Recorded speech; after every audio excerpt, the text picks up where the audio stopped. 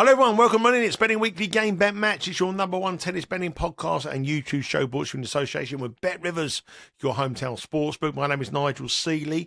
Before I introduce you to our senior ATP Tour handicapper, Sean Calvert, please hit the subscribe button. Please hit the like. Let us know all about your thoughts. Let us know about your best bets as well. We're going to talk about a couple of matches in Rio and a couple of matches in Delray Beach.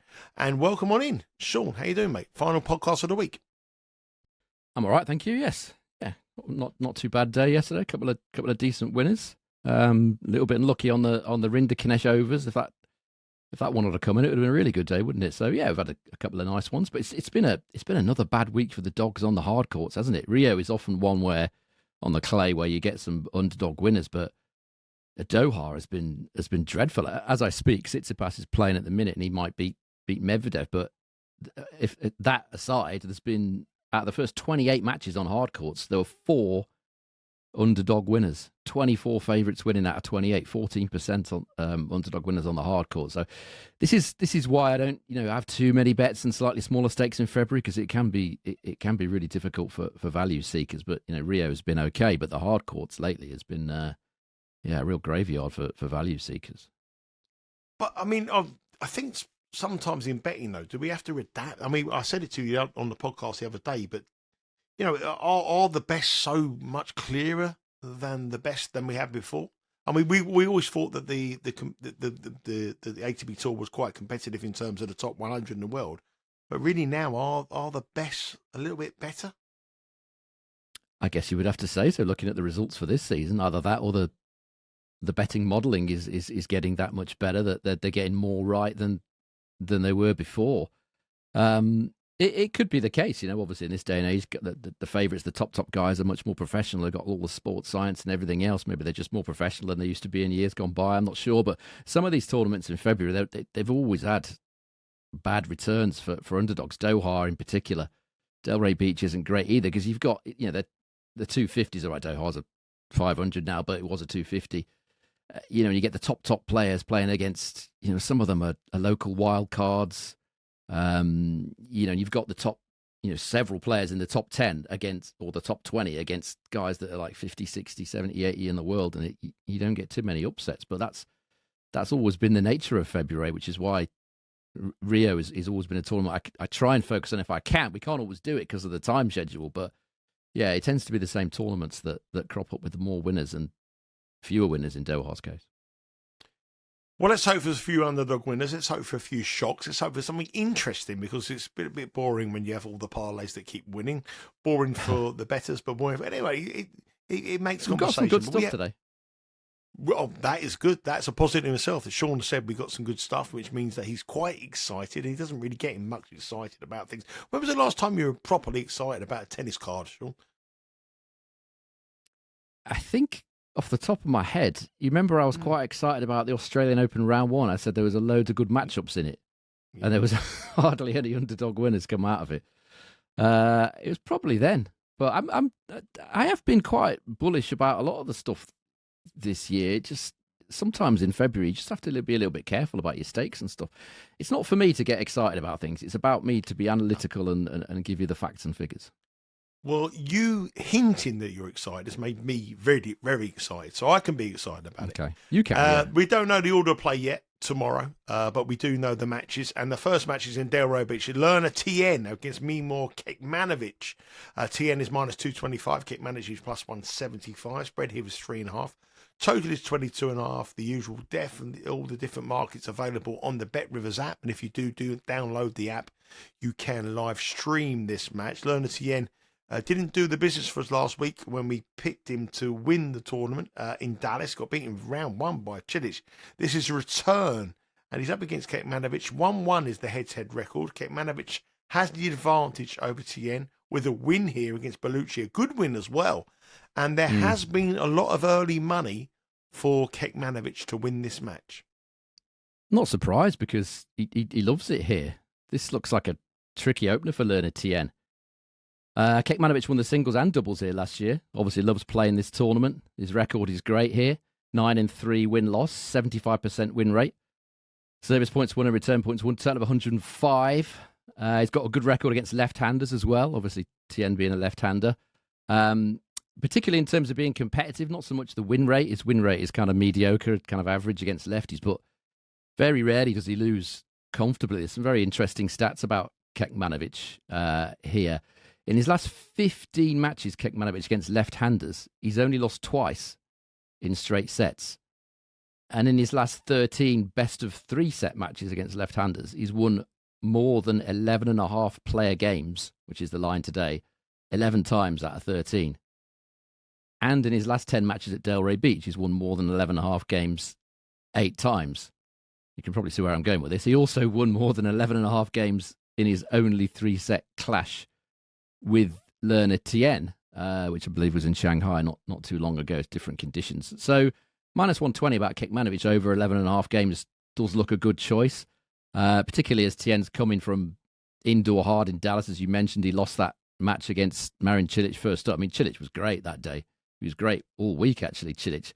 Came to Delray Beach, by the way, and lost to Nakashima in the first round, probably because of the wind factor. You know, it's a lot easier to play a massive serve, massive forehand indoor hard with conditions in your favour. But as Hugo Humbert also showed in Doha, he's gone from playing well at indoor hard to being absolutely taken apart by Marijan in the wind on outdoor hard. Same thing with Cilic, but unfortunately for us, Cilic was on fire there. So Tien's coming from indoor hard in Dallas. He has had plenty of time to prepare because he lost early in Dallas. But Kecmanovic, on the flip side, has the advantage here of the one match against Bellucci, as you said, under his belt already. I think it's a decent advantage when you're playing in Delray Beach conditions.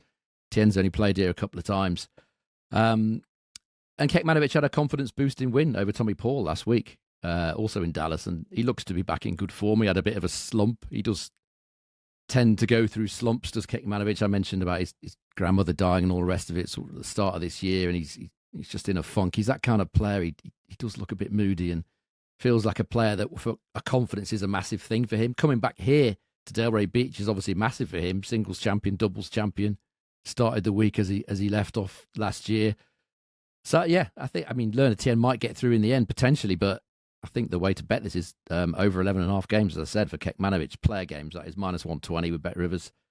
1 point on that, I think. There you go, straight in official play. Kecmanovic over 11.5 games. Head across to the Bet Rivers app, download the app.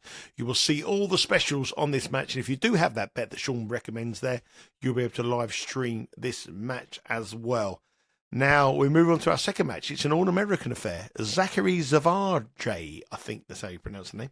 Well, we don't really know much of Zvajda. Anyway, I know you'll know better than me.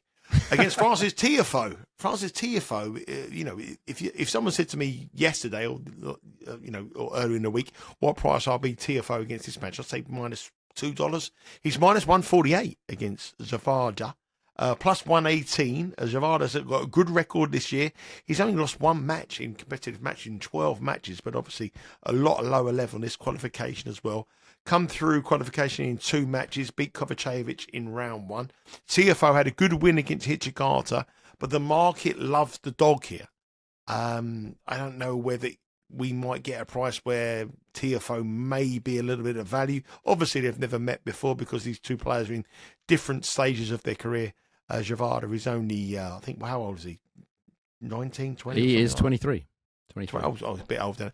But Tiafoe here is a clear, he is a favourite, but I don't think he's a clear favourite in terms of how the market wants to be. They want to oppose Tiafoe.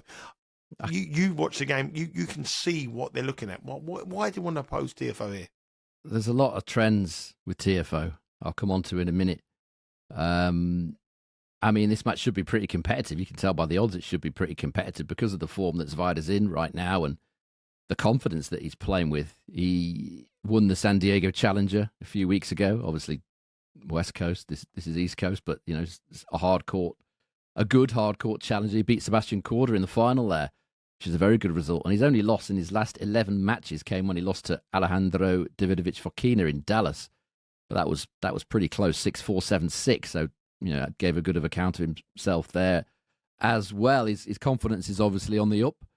He's probably going to enter the top 100. He's 106 at the start of the week. He might well sneak into the top 100 with a win here. He's already beaten Yibing Wu and Alexander Kovacevic already in Delray Beach in qualies in the first round. I wonder what he can do here against an inconsistent Tiafoe. I think that's the word that's important here with Tiafoe. Look at what Tiafoe's done in the early stages of tournaments. It's very interesting, actually. Tiafoe has lost 14 of his last 22 second matches in tournaments. This is obviously his second match in this tournament. He's lost 14 of his last 22. He beat Hijikata in round one. Now he's coming into a round where, for whatever reason, he tends to sort of drop the ball and he tends to sort of not get through the second round, having started well. Don't ask me why. It's that inconsistency with Tiafoe. But if you look at if you compare that with what he does in his first match of tournaments, Tiafoe, in his opening match of main level tournaments, Tiafoe's been way, way better, winning 20 of his last 25 of those matches. But he comes to the second round and it all goes south for him for whatever reason. He's not like he's playing amazing players in the second round, because if we've got some other stats that are interesting as well, because Tiafoe's lost 6 of his last 12 and 5 of his last 6 main level matches against players ranked outside the top 100, which obviously Svajda is at the minute. So he's anything but a reliable favourite in this sort of match, Tiafoe. Maybe that's probably not why the prices are as they are. I took a bit of digging to find that out. Maybe it's just based on Svajda's strong form coming into this, and it's as simple as that, because Svajda has certainly improved his serve, which was kind of a bit of a weak point before. And if we look at what he's done 2026 so far at all levels, 87% win rate and a service points won and return points won total of 107. That's in all matches. That includes qualies and challengers. In the 3 matches he's played at main level, that takes a significant dip to 93 service points won and return points won total. It is only 3 matches, but there is a bit of a dip there. And that's probably what would put me off betting Svajda here. The fact that his main level numbers aren't great, but he's clearly a player going in the right direction at the minute. He's tinkered with his game. He's doing things better now. I just feel like it's going to have to be a lean, because I just want a slightly bigger price, maybe being greedy again. But these are the sort of matches that Tiafoe loses regularly, far too regularly for a player that has pretensions of great things in this sport. So it's going to be a lean, but Svajda moneyline, I think, is potentially the way to go here. You were a bit greedy yesterday with the pick on I am greedy. At plus 130. It's now plus 110. It was a big move for him as well. You do get a bit greedy, but I think you should always be wary of, or listen to everything that Sean says here. The leans here sometimes make more money than the picks, but they do actually do make more money. So listen to that advice. Get with the oppose the Tiafoe here in this match. Just a couple of little offers here. We've teamed up with Bet Rivers here on Betting Weekly to give you a Champions League promo. Last night we had the Champions League, and today we have the Champions League as well. We also have the show Betting Weekly live at 11 o'clock Eastern Time of Steve Wiss and Will White. And if you bet with Bet Rivers in New York or New Jersey, you can take advantage of a Champions League bonus bet from Betting Weekly.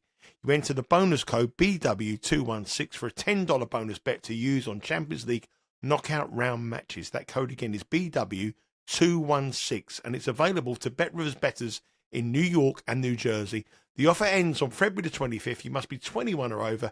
Eligible players only. Gambling problem, call 1-800-GAMBLER. In New York, call 8778-HOPE-NY or text HOPE-NY, HOPE-NY. Okay, we're moving across from Delray Beach into Rio.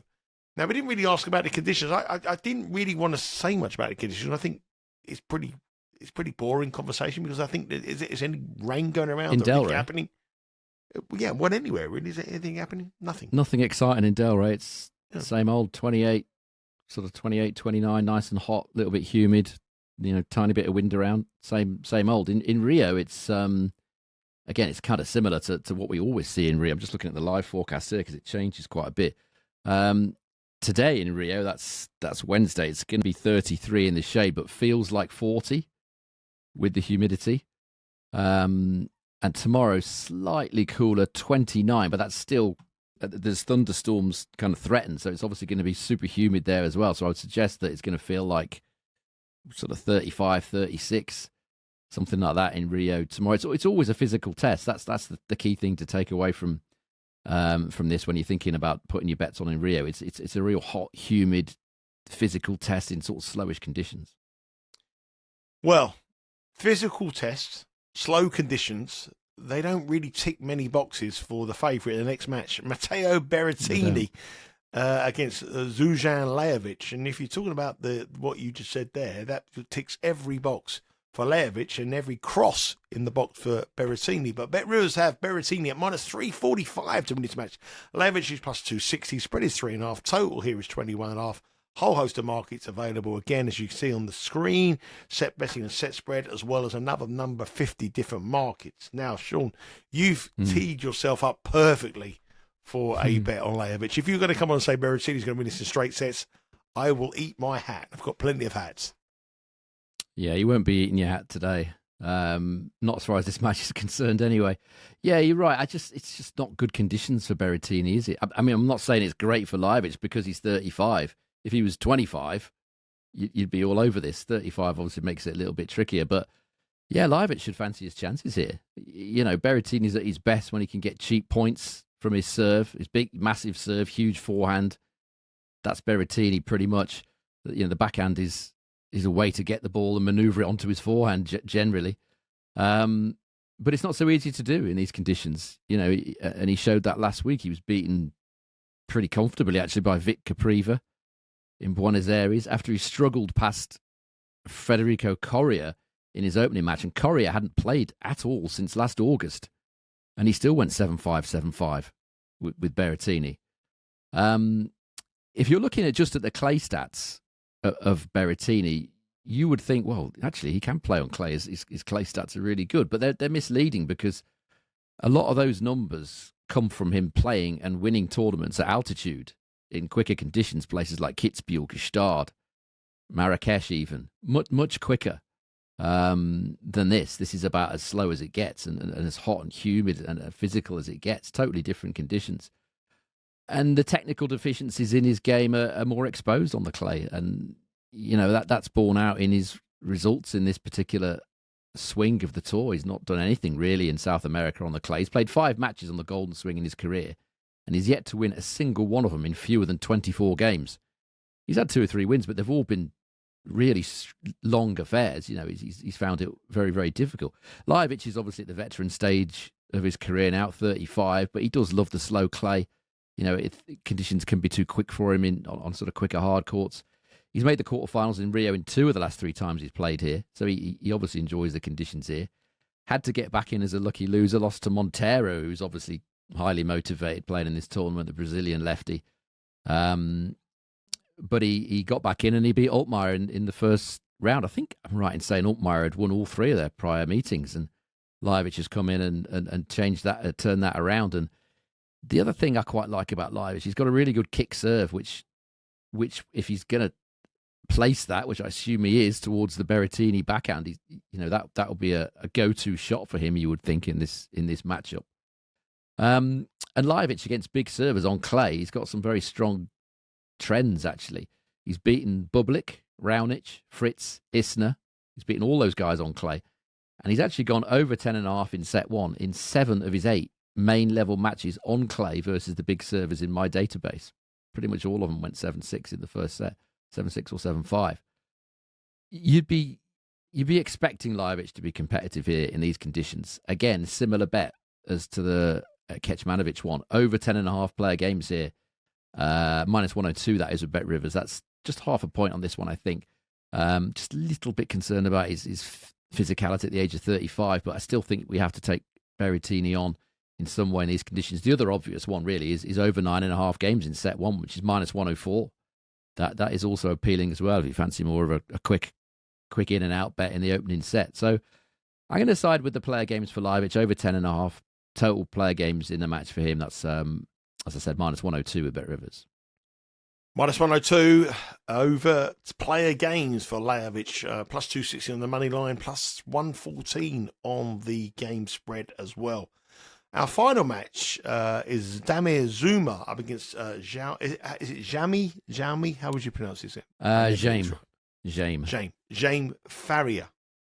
a young Portuguese player who is minus 159 against Dzumhur, the more established player, who's plus 128. Spread is 2.5. Total here is 22.5. Now, I looked at this Faria's form on clay, and it's not that good.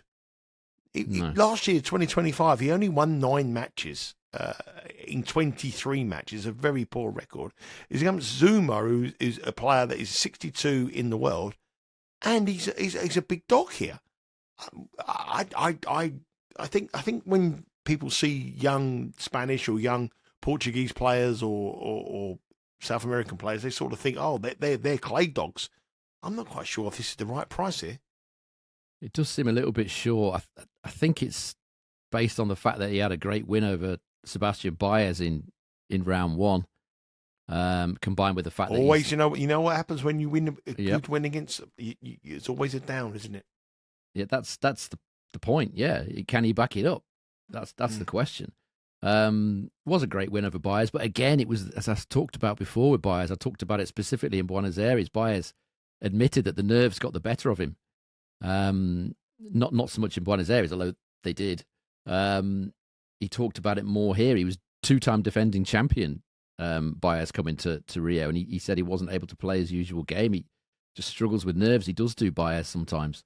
And Faria, he gets a lot of support from the crowd here, obviously being Portuguese, loves playing here. After that win over Baez, he said, yeah, it's very special. It's a special feeling. I feel more at home here. The energy of the people is what stands out the most. It's different walking around South America and feeling that support. It's really special. There aren't many words for it. Well, there are, special, which is used about 4 times in that sentence. But yes, he enjoys playing here. I think the fact that he's won 3 of his 4 matches here, combined with the fact that he's beaten Baez, is probably why this price is how it is. But it looks a little short to me. I'm on the same feeling as you. He's got to back that up now against a real crafty clay dog in Damir Dzumhur. Very, very experienced guy. And minus 159. Yeah, that is not tempting me at all. Dzumhur was able to grind out a win against Pedro Martinez in a very similar match to when he last played Martinez. I think the last time he played Martinez, he got bageled in the first set and ended up being really, really close in the end. That was the same thing yesterday. Got bageled in set 1, did Dzumhur.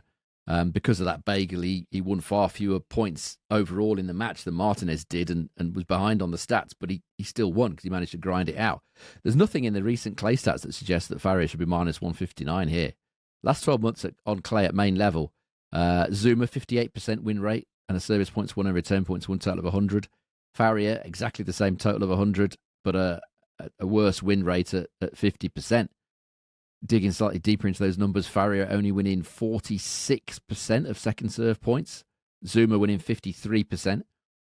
And it shows you the numbers that Faria is relying a lot on first serve, 77% first serve points won on clay.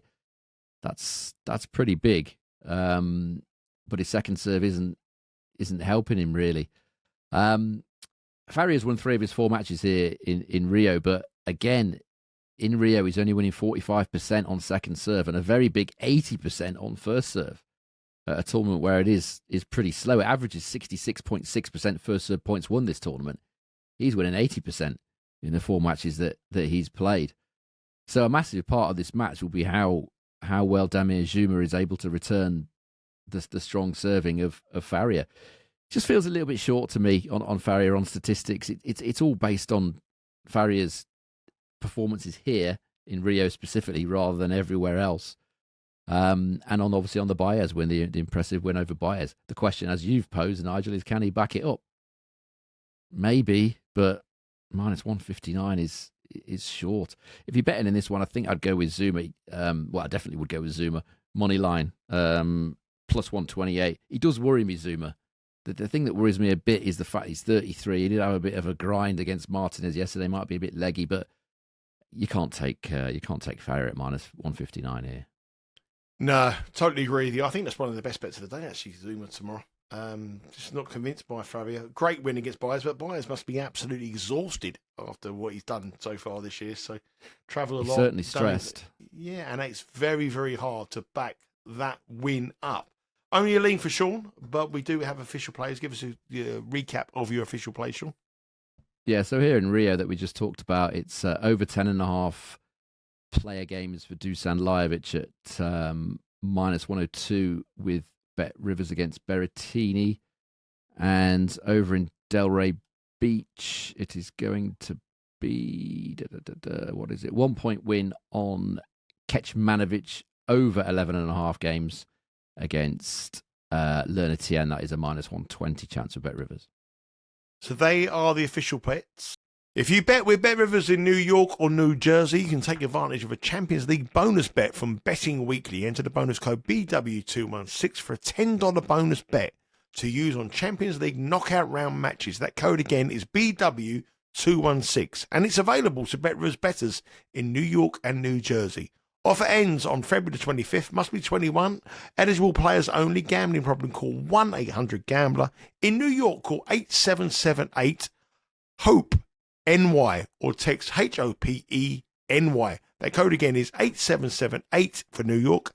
HOPE, HOPE-NY or text HOPE-NY. Sean, thank you very much for your time. We'll be back again on Sunday looking ahead to the matches in the tournaments in Dubai, Acapulco and Santiago. So it's another very, very busy week on the tour. Hopefully I can get rid of my cold and hopefully I can get rid of my allergies, which I've got at the moment. But we'll be back again on Sunday. Looking forward to that. Hopefully catch some tickets tonight and tomorrow as well. And take care. I'll speak to you all again then.